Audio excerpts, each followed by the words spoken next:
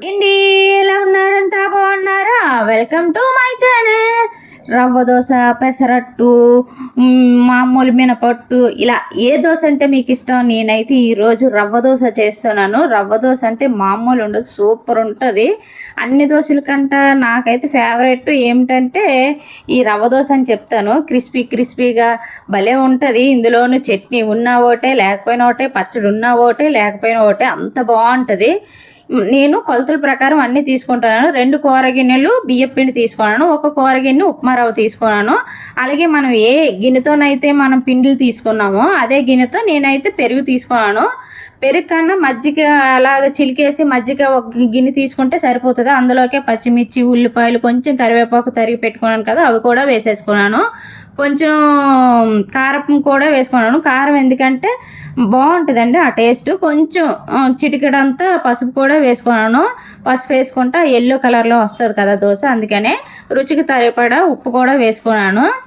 మధ్యలో మనం కావాలంటే సరిపోకపోతే వేసుకోవచ్చు. కొంచెం జీలకర్ర వేసుకోవాలి. ఇలా అన్నీ వేసుకొని ఇప్పుడు కొలతల ప్రకారం నీళ్ళు కూడా పోసుకోవాలి. మనం ఒక కూర గిన్నె ఉప్మా రవ్వ, 2 కూర గిన్నెలు బియ్య పిండి తీసుకున్నాం కదా, ఒక 3 కూర గిన్నెలు నీళ్ళు తీసుకుందాం. ఇంకా చిక్కగా అయిందంటే ఇంకొంచెం నీళ్ళు తీసుకోవచ్చు, మన ఇష్టమే. కలుపుకున్న తర్వాత మనం దోశ పిండి చిక్కగా ఉందా పలచగా ఉందో చూసుకొని నీళ్ళు పోసుకోవచ్చు. ఒకేసారి నీళ్ళు పోసేసుకున్నాం అనుకోండి, అది పలచబడిపోయిందంటే మళ్ళీ పిండిలు కలపాలి. అది కాకుండా ఒక 2 కూర గిన్నెలు నీళ్ళు పోసుకొని నేను మొత్తం మిక్సర్ ఉంటుంది కదా, మనం ఏమంటారు మజ్జిగ అది చిలుక్కుంటాం, దాంతో కలుపుకుంటానండి. చేయి పెట్టి కలుపుకోవచ్చు, కానీ నేను దీంతో కలుపుతున్నాను. ఇలాగా మనం దోశల పిండి కలిసేటట్టు కలిపేసుకోవాలి. చాలా బాగుంటుందండి. మనం హోటల్లో అక్కడ తింటాం కదా దోశ, రవ్వ దోశ. మనం ఓపుకుంటే కొంచెం బంగాళదుంప కుర్మా చేసుకొని అందు మీద వేస్తే అదే మసాలా దోశ, ఇంకేం లేదు. ఇగోండి చిక్కగా అయింది కదా, నేను 2 గిన్నెలు పోసుకున్నాను కదా నీళ్ళు, ఇప్పుడు 3వ గిన్నె పోసుకున్నాను. ఇవ్వండి దోశల పిండిలాగా పర్ఫెక్ట్గా వచ్చింది. ఇప్పుడు దీన్ని మరొకసారి కలుపుకొని మనకి దోశలకి ఎలా ఉంది, చిక్కగా ఉందా పలచగా ఉందో చూసుకోవాలి. ఇగోండి ఇలా పర్ఫెక్ట్గా ఉండింది కదా. ఇప్పుడు మనం స్టవ్ మీద అది పెనం పెట్టుకొని, దోశల పెనం, దాని మీద కొంచెం నూనె పోసుకొని ఉల్లిపాయతో గీయాలండి, లేకపోతే రానే రాదు నాన్ స్టిక్ దాని మీద.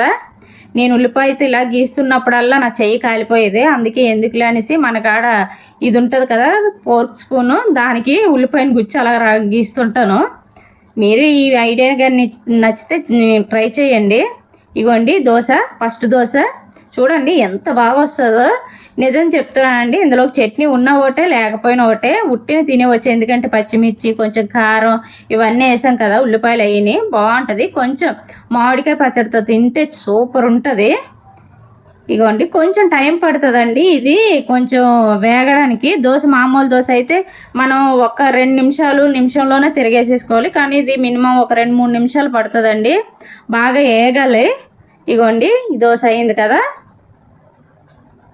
చాలా బాగా వచ్చింది కదా. ఈ వీడియో కానీ మీకు నచ్చినట్లయితే లైక్, షేర్, సబ్స్క్రైబ్ చేసుకోండి ప్లీజ్. అలాగే సబ్స్క్రైబ్ చేసుకునేటప్పుడు ఆ పక్కనున్న బెల్ని కూడా ఆన్లో పెట్టుకోండి. మనం పెట్టిన ప్రతి వీడియో మీకు వస్తుంది. మనకి ఎందుకు సబ్స్క్రైబ్ చేసుకోండి. సబ్స్క్రైబర్లు అయితే రావట్లేదు, ప్లీజ్ సబ్స్క్రైబ్ చేసుకోండి. 400 మంది ఉన్నారు కానీ ఎందుకో వ్యూస్ తక్కువే వస్తున్నాయి. చూడండి మన చిన్న ఛానల్ కూడా చూసి కొంచెం మనల్ని కూడా సపోర్ట్ చేయండి. ఇలాగా 2వ దోశ కూడా పర్ఫెక్ట్గా వచ్చింది. కానీ టిఫిన్ కొట్టోళ్ళకి దండం పెట్టాలి, ఈ దోశలు వేసేటప్పటికే నా కాలే పీకేసినాయి. కానీ అలా అంతసేపు ఎలా నుంచొని చేస్తారో. ఈ వీడియో పూర్తిగా చూసిన వాళ్ళకందరికీ థ్యాంక్ యూ.